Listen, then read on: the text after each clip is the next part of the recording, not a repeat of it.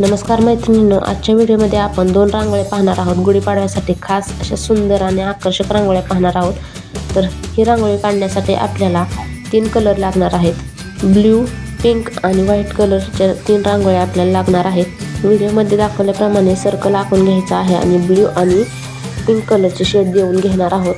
खरं तर गुढीपाडव्यासाठी मी गुढीची रांगोळी काढणार होती, पण ऐन वेळेला वेगळीच रांगोळी काढायला सुरुवात केली। तर 2 रांगोळ्या काढलेल्या आहेत। एक रेडी रांगोळीची आहे आणि दुसरी आपली साधी सोपी आणि खूप आकर्षक अशी सुंदर रांगोळी आहे। तर ती रांगोळी बघायला तुम्ही विसरू नका। आणि तुमच्यासोबत असं होतं का की तुम्ही ठरवता एक आणि ऐन वेळेला रांगोळी काढता दुसरीच?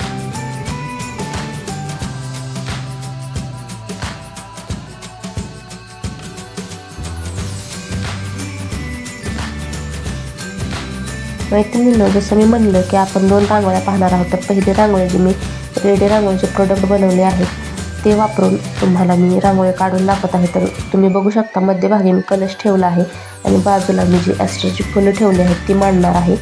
खरं तर मी कमळाची फुलं मांडणार होती, पण कॉम्बिनेशन फुलं पण मी पिंक कलरची बनवली आहेत आणि मी साईडचा जो कलर आहे बॅकग्राऊंड तो पण पिंक बनवला आहे, म्हणून मी ॲस्टरची फुलं वापरली आहेत। तर ही रांगोळी कशी वाटली हे कमेंट करून नक्की सांगा।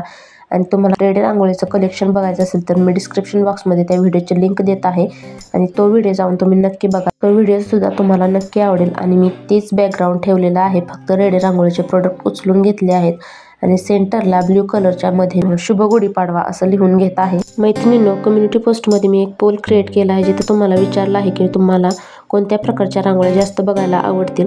हा व्हिडिओ संपल्यानंतर नक्की जावा आणि तिथे जाऊन वोट करा।